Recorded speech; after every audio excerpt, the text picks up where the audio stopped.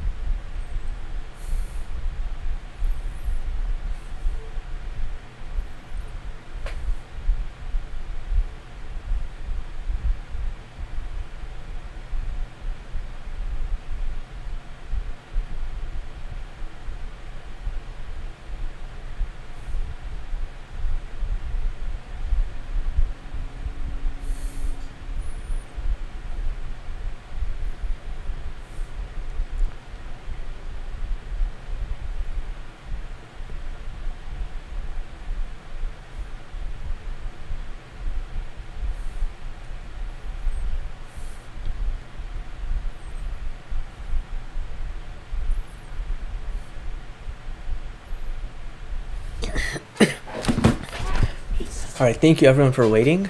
Welcome to the third Nalanda Guides webinar. I am Harshal Garg, the founder of Nalanda Guides, and our webinar today will cover the American Revolution, the second major topic in Unit 3 of the APUSH curriculum.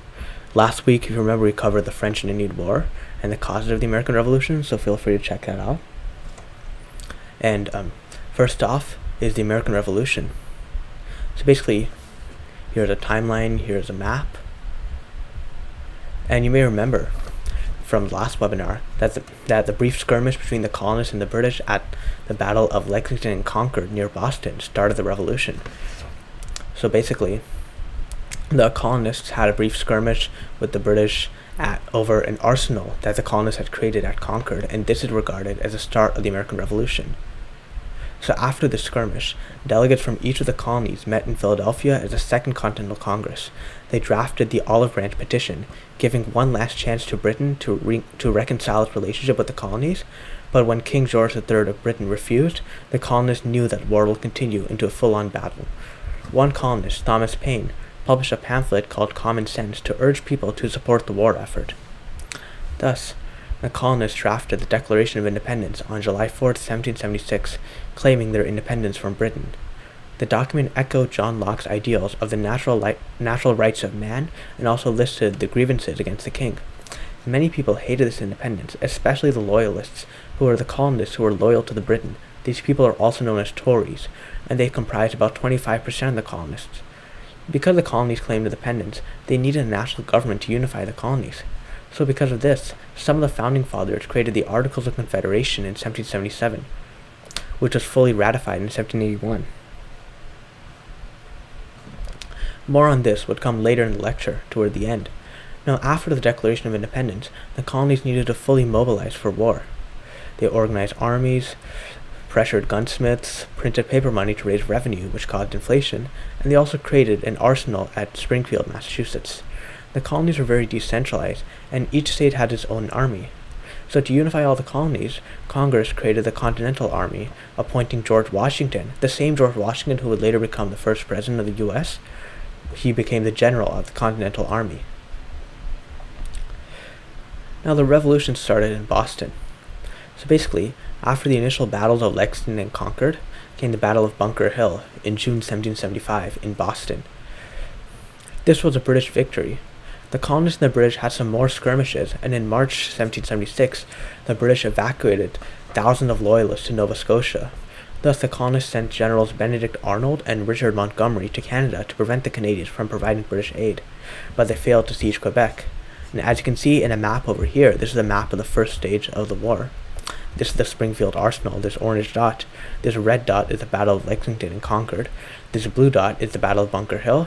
And here, as you can see, the British moved the Loyalists from New England to Nova Scotia in Canada. Now we come to Phase 2 of the American Revolution. The second phase takes place from 1776 to 1778. First, the British general William Howe drove Washington's army out of New York City, as you can see here with this purple arrow. He drove them through New Jersey and finally into Pennsylvania. Now, this was in late 1776. Now, during the winter of 1776 to 1777, William Howe's army just rested in military bases they planted throughout New Jersey, and this was because the British were used to seasonal warfare, in which they only fight during the spring, summer, and fall, and they just rest during the winter. However, what they did is that they settled in various bases, and they put German mercenaries that they hired, which were known as Hessians, in charge of looking out for the colonists.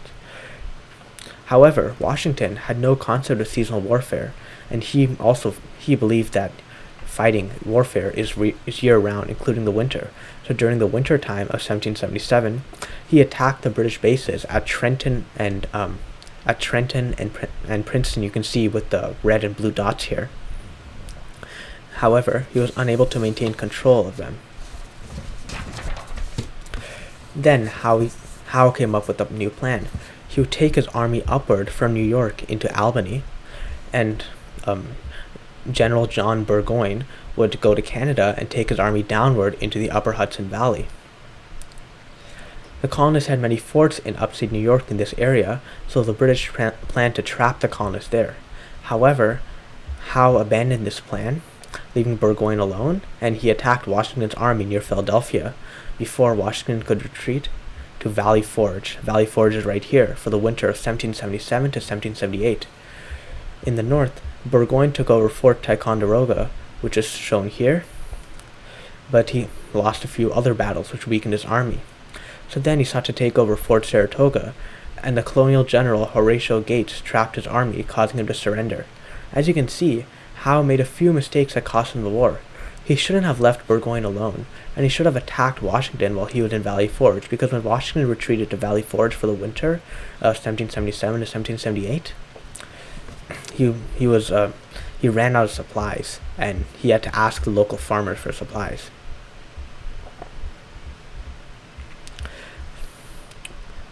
However, the war was not over yet. The Iroquois played a major role in the war, as the British recruited them to their army. The Iroquois believed the British would protect the Iroquois from the encroachment of the colonists. However, the Iroquois Confederacy started to unravel because some of the tribes, as part of the Confederacy, allied with the colonists, and the others allied with the British. After this, the colonists secured French aid in the war. Louis XVI of France and his foreign minister, Count de Vergennes, agreed to help the colonists because they wanted to defeat the British after losing the French and Indian War. And now the final phase of the war comes in the Southern Colonies. In the map you see here, you can see Lord Cornwallis was appointed as the commander of the British forces in the south, and he took over many cities including Charlestown and Savannah. But he was at a disadvantage because he was moving through enemy territory, so the colonial farmers would often attack the British as they passed through the countryside, and the most notable colonial farmer is Swamp Fox, who attacked a lot of British as they moved throughout his farm. Nathaniel Greene took charge of the colonial forces, and he defeated the British at the Battle of King's Mountain, this blue circle. Later, he lost at the Battle of Guilford Courthouse, which is seen by this red circle, but Cornwallis also lost a lot of men, which weakened his army. Now after this, Cornwallis retreated to Yorktown to wait for some British ships to carry his soldiers to either New York or Charlestown, but while he was there, George Washington and his French allies moved to Yorktown and trapped him there, causing him to surrender. However, the war still wasn't fully over because the British had control of many colonial ports, including Savannah and Charlestown. But eventually, in September of 1783, the British agreed to the Treaty of Paris, ending the war, recognizing the independence of the colonies. Now, during the war, many loyalists fled to Canada or England, and most of them had prominent roles in the colonies, especially with colonial ties to Britain. So when they left, other colonists were able to fill their spots. Additionally, attitudes towards Anglicans worsened because people associated the Anglicans with the British, and the colonists actually gained closer ties to the Catholics because when the French Catholics came to help the colonists started to appreciate the Catholics more. Now, the British recruited many slaves to join the war, and other slaves took advantage of the war to defect. The British also emancipated some of the slaves to disrupt the American war effort. As revolutionary ideals and the idea of liberty spread throughout the colonies, ideas of abolitionism and emancipation of slaves spread throughout the North. Eventually, slavery was abolished in the North. However, in the South, ideas of white superiority spread, and the whites believed that they could only get liberty if the blacks remained enslaved. So because of that, the slavery remained in the South. Now, during the war, many Indians joined the British Army during the war because they hated the westward encroachment of the colonists. They believed that the British would save them from the westward encroachment of the colonists. Many Indians led raids on the white settlements, most notably a Cherokee man who was called Dragging Canoe. In 1774, the Shawnee Indians led raids on white settlements, sparking Lord Dunmore's War, but they couldn't get other Indian tribes to help them, so the colonists won that war. During the war, many women grew in power because their husbands were away at war, so the women could manage the household and gain a lot of property. Some women even went to the battlefield, mostly performing auxiliary tasks like laundry and cooking. However, a few women, most notably Molly Pitcher, actually joined the battlefield and fought. After the war, as the ideas of the equality of men spread, like John Locke's idea that now in the Declaration of Independence, that all men are created equal, this challenged the rights of women, but it also promoted the traditional role of women, that women should remain subordinate to men, and that women should have motherly behavior. And also, during and after the war, Britain wouldn't trade with the colonies, which actually strengthened the colonial economy because now the colonies could trade with other regions and other countries like the Caribbean and South America. Many private merchant groups, most notably the Yankees, carried out such operations. Also, domestic industry in the U.S. boomed because during the colonial boycotts of the British goods to protest the British taxes, many people designed domestic economies, such as homespun cloth and munitions factories, because they didn't want to get British goods, and these domestic industries carried on. Now, after winning the war, the colonies struggled to build a strong national government. The states wielded such enormous power over the national government, and each state had a strong executive and legislative branch. All of these states had religious toleration after Virginia adopted the Statute of Religious Toleration proposed by Thomas Jefferson, and only the states in the South had slavery. Now, as I mentioned at the beginning of the lecture, the Articles of Confederation was the name of the American government after independence. This was ruled by a Congress and no single president. This was very inefficient because all of the 13 states had to approve any proposed amendments, and all of the 13 states had to approve the articles before its ratification, and this was prone to lots of disagreement because the smaller states wanted equal representation in the Confederation, whereas the larger states wanted more representation because they had a higher population. So this led to its inefficiency, and the states had enormous power over the Confederation. The Confederation had no power to levy taxes, it only managed foreign relations, so it struggled to impose its will on the states because it had to encourage each state to impose taxes if it wanted to levy taxes. Another problem was dealing with all the land west of the Appalachian Mountains. Many people settled there, and in the Ordinance of 1784, this land was divided into 10 districts, each of which could petition for statehood once its population reached a certain amount. In the Ordinance of 1785, the land was divided into 36 square-mile grids called a township, each with 36 plots of 1 square mile. Each township had one city center and one public school. This organization of land still exists today. As you can see, the towns of the countryside of the America in places like Kansas and Nebraska are still located about 6 miles apart, and that's because of the Ordinance of 1785. Now, in the Ordinance of 1787, all this land was combined into one district instead of 10 districts, and this one district had civil rights like religious toleration, no slavery, and the right to trial by jury.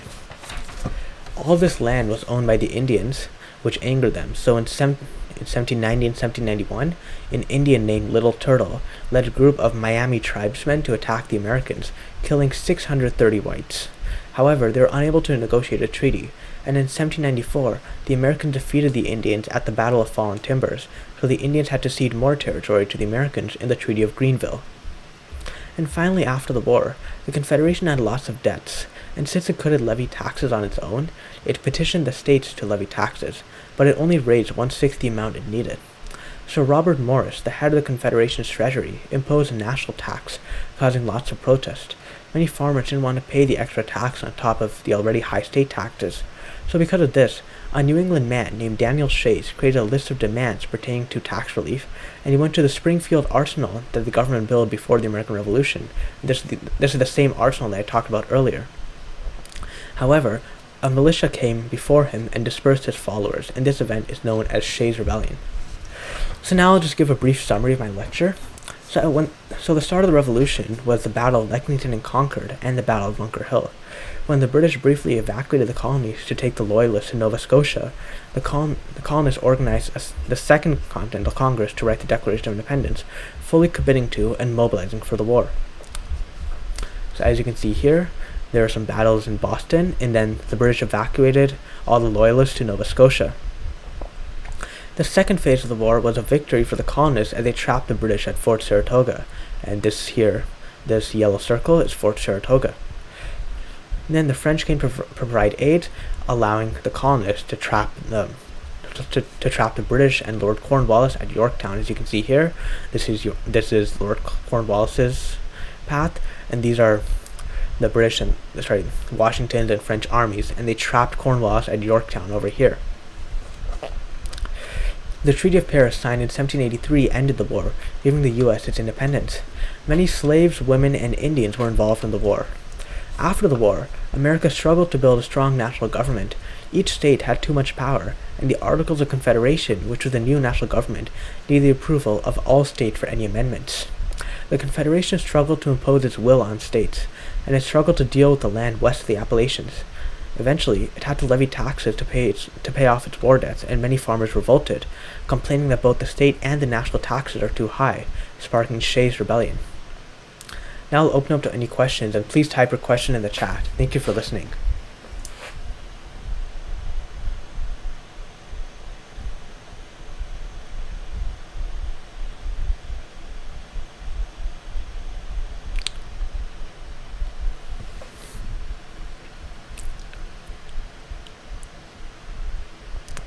Please type your questions in the chat.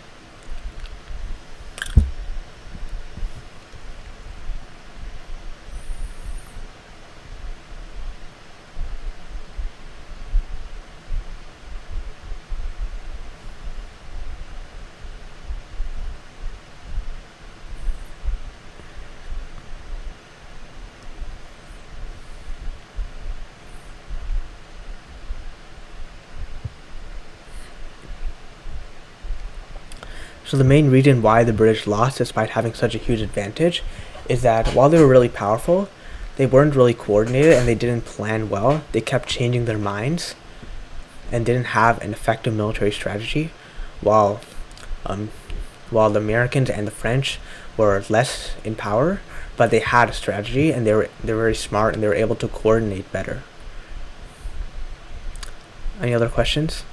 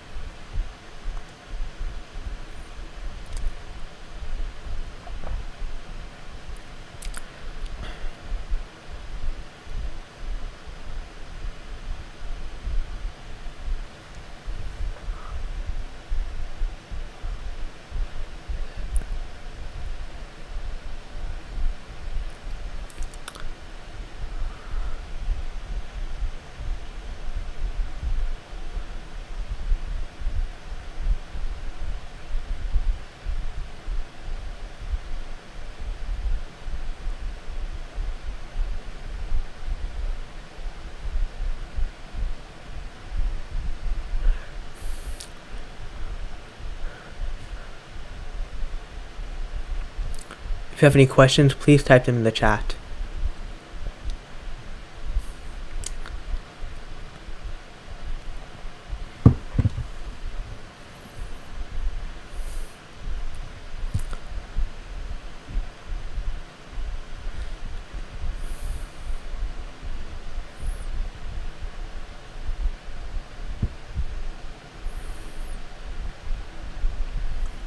The natives didn't ally with the colonies against the British.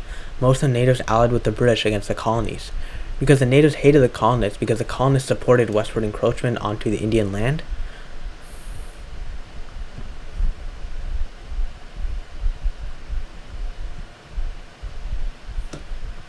Why did Baron von Steuben join the Americans despite Prussia having diplomatic ties with Britain?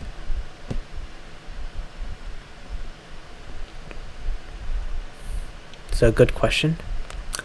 So the reason is probably that while Prussia had some ties with Britain, and while Britain helped Prussia during the 7 Years' War, Prussia didn't want Britain to get too powerful because that could threaten the balance of power in the world, and also that could cause Britain to turn against Prussia later on. So that's probably the reason why. Any more questions?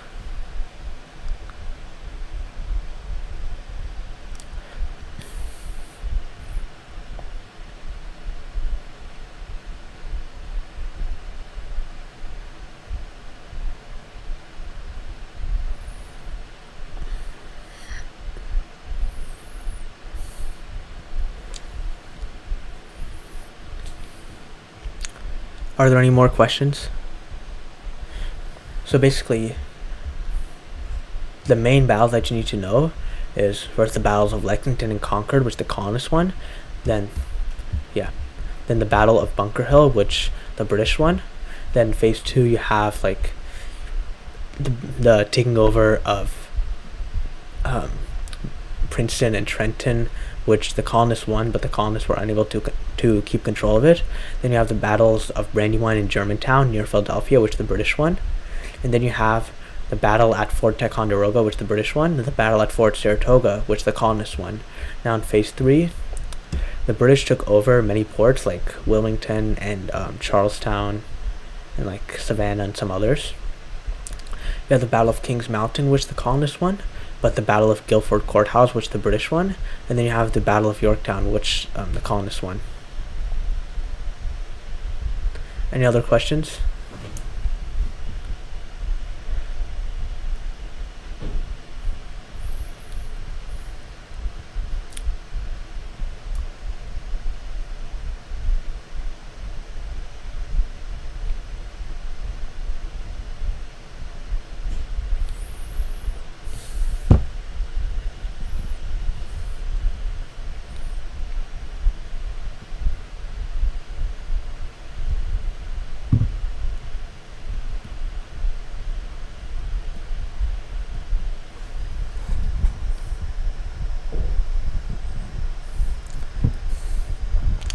Why did the British surrender?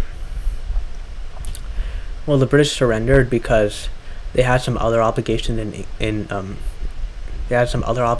Europe, and they didn't have the resources to continue fighting because they already lost at Saratoga and Yorktown. So they decided that they just couldn't win, so they decided to surrender.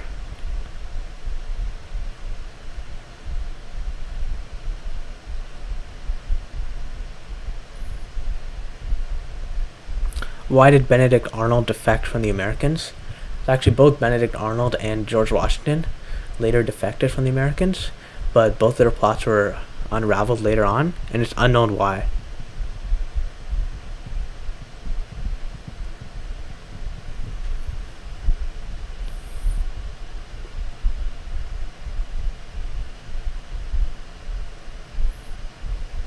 Are there any more questions?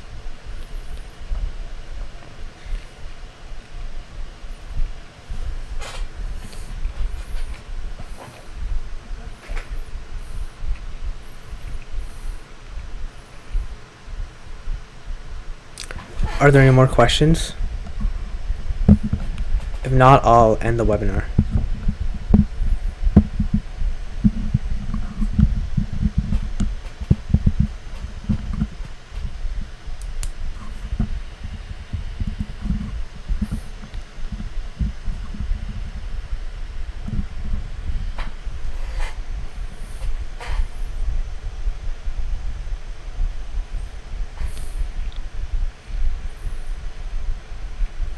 Alright, I'll end the webinar. Thank you all for your attendance.